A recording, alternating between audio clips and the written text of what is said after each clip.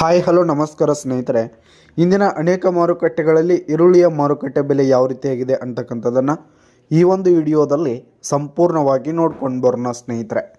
ಮೊದಲಿಗೆ ಪುಣೆ ಮಾರುಕಟ್ಟೆಯಲ್ಲಿ ಒಂದು ಕ್ವಿಂಟಲ್ ಈರುಳ್ಳಿಯ ಬೆಲೆ 1200 ರೂಪಾಯಿದಿಂದ 2800 ರೂಪಾಯಿ ಇರುವಂಥದ್ದು. ಹಾಗೆ ಬಿಜಾಪುರ ಮಾರುಕಟ್ಟೆಯಲ್ಲಿ 1800 ರೂಪಾಯಿದಿಂದ 3000 ರೂಪಾಯಿ ತನಕ ಇರುವಂಥದ್ದು. ಹಾಗೆ ಇಂದಿನ ಗುಲ್ಬರ್ಗ ಮಾರುಕಟ್ಟೆಯಲ್ಲಿ ಒಂದು ಕ್ವಿಂಟಲ್ ಈರುಳ್ಳಿಯ ಬೆಲೆ 1200 ರೂಪಾಯಿದಿಂದ 2100 ರೂಪಾಯಿ ತನಕ ಇರುವಂಥದ್ದು.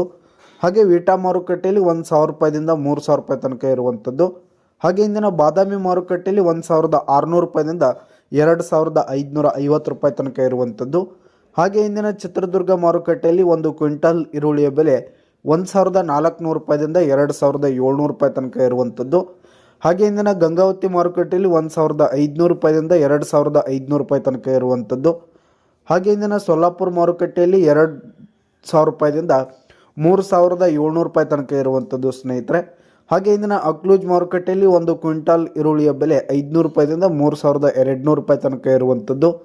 ಹಾಗೆ ಇಂದಿನ ಸಾಂಗ್ಲಿ ಮಾರುಕಟ್ಟೆಯಲ್ಲಿ 700 ರೂಪಾಯಿದಿಂದ 3300 ರೂಪಾಯಿ ಇರುವಂಥದ್ದು. ಹಾಗೆ ಇಂದಿನ ಬೆಂಗಳೂರಿನ ಅನೇಕ ಮಾರುಕಟ್ಟೆಗಳಲ್ಲಿ 700 ರೂಪಾಯಿದಿಂದ 4000 ರೂಪಾಯಿ ತನಕ ಇರುವಂಥದ್ದು. ಹಾಗೆ ಇಂದಿನ ಬಾಗಲಕೋಟ್ ಮಾರುಕಟ್ಟೆಯಲ್ಲಿ 1600 ರೂಪಾಯಿದಿಂದ 2500 ರೂಪಾಯಿ ತನಕ ಇರುವಂಥದ್ದು. ಹಾಗೆ ಇಂದಿನ ಕೊಲ್ಲಾಪುರ ಮಾರುಕಟ್ಟೆಯಲ್ಲಿ 500 ರೂಪಾಯಿದಿಂದ 4000 ರೂಪಾಯಿ ತನಕ ಇರುವಂಥದ್ದು. ಹಾಗೆ ಇಂದಿನ ಹುಬ್ಬಳ್ಳಿ ಮಾರುಕಟ್ಟೆಯಲ್ಲಿ ಒಂದು ಕ್ವಿಂಟಾಲ್ ಈರುಳ್ಳಿಯ ಬೆಲೆ 1500 ರೂಪಾಯಿದಿಂದ 2800 ರೂಪಾಯಿ ತನಕ ಇರುವಂಥದ್ದು.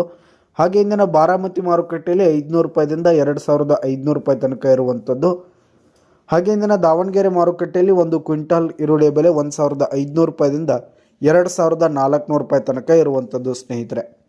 ಇದಿಷ್ಟು ಇಂದಿನ ಅನೇಕ ಮಾರುಕಟ್ಟೆಗಳಲ್ಲಿನ ಈರುಳ್ಳಿಯ ಮಾರುಕಟ್ಟೆ ಬೆಲೆಯಾಗಿತ್ತು. ಧನ್ಯವಾದಗಳು ಸ್ನೇಹಿತರೆ.